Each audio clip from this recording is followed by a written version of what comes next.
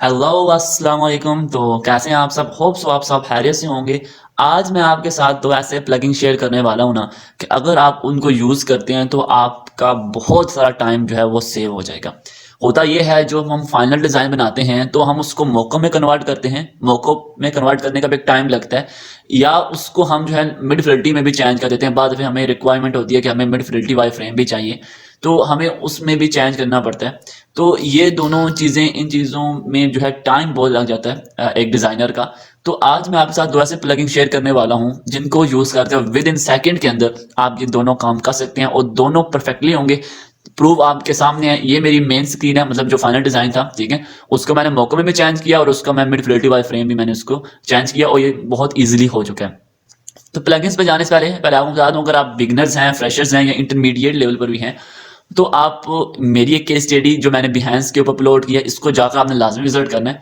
इसको विजिट करने का आपको जो सबसे बड़ा फायदा होगा वो ये होगा कि आपको काम करने का तरीका समझ आएगा कि कैसे केस स्टडी अपलोड की जाती है, पहले तो ये चीज़। दूसरा कि कैसे उसको रिप्रेजेंट किया जाता है। ये दोनों चीज़ें आप सीखेंगे तो कल जब अपनी केस स्टडी बनाने बैठेंगे तो आपको बहुत हेल्प मिलेगी। इसके अलावा आप डिज़ाइन को भी देकर आपको इंस्पायरेशन जो है वो मिलने वाली है। तो लिंक मैंने डिस्क्रिप्शन में ऐड कर दिया है। केस स्टडी को विजिट करें, इस केस स्टडी को चेक करें और लाइक लाजमी कीजिएगा। ओके, चलिए मूव करते हैं अपने टॉपिक के ऊपर। तो मैं ऐसा करता हूँ, सबसे पहले इन तीनों को डिलीट कर देता हूँ। और ये मेरी लेट्स सपोज फाइनल स्क्रीन है। ये प्लगइन्स टोटली फ्री हैं, ठीक है। आप चाहे जितनी स्क्रीन इसको मौका में कन्वर्ट करें और जितनी स्क्रीन को मिड फिdelity वाले फ्रेम में कन्वर्ट करें, नो इशू। ओके, तो ये मेरी मेन स्क्रीन है जिसको मैंने कन्वर्ट करना है। पहले मैं मिड फिdelity में कन्वर्ट करता हूँ, तो उसके लिए आपको प्लगइन यूज करना है हायर फ्रेमर का, ठीक है। हायर फ्रेमर का प्लगइन यूज करना है। जैसे आप इस पर क्लिक करेंगे तो आपके पास कुछ सेटिंग्स आएंगी। अगर आप चाहते हैं कि आपका जो टेक्स्ट है वो बार में कन्वर्ट हो जाए तो आपने ये वाला सिलेक्ट करना है। अगर आप चाहते हैं नहीं, आपका जो टेक्स्ट है वो वैसा का वैसा ही बस ग्रे स्केल में जो है वो कन्वर्ट हो जाए, तो आपने ये वाला क्लिक करना है। तो इसी तरह अगर आप कलर्स प्रिजर्व करना चाहते हैं तो ठीक है, कलर जो है वो ग्रे स्केल में नहीं होंगे। अगर आप कन्वर्ट टू ग्रे स्केल करना चाहते हैं तो ग्रे स्केल में कर दें। इसी तरह पिक्चर जो है वो भी अगर आप ग्रे स्केल में करना चाहते हैं तो आपने यहाँ क्लिक कर देना। सिंपल, हम यहाँ क्लिक करेंगे और कन्वर्ट कर देंगे तो आप देख सकते हैं कि एक मिड फिdelity वाला फ्रेम आपके सामने आ गया जिसमें जो टेक्स्ट है वो उसने बार में कन्वर्ट कर दिया।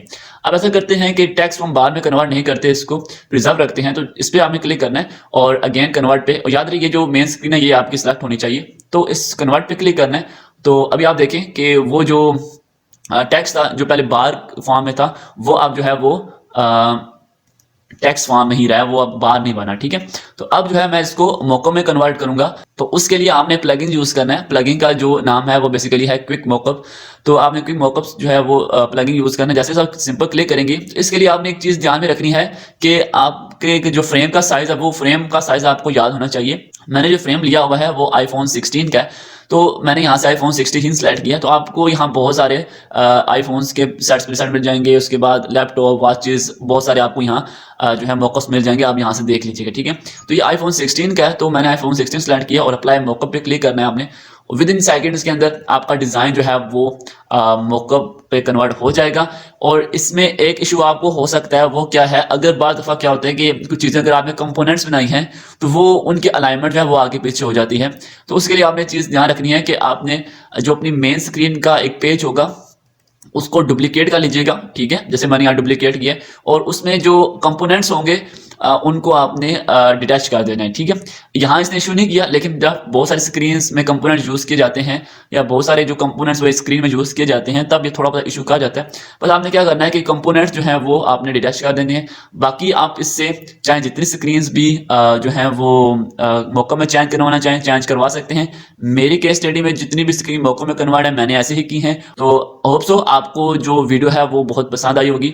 अगर आपको ये वीडियो ज़रा सी इन्फॉर्मेटिव लगी तो लाजमी चैनल को सब्सक्राइब कीजिएगा और वीडियो को लाइक कीजिएगा। मिलते हैं नेक्स्ट वीडियो में। Keep watching. अल्लाह हाफिज़।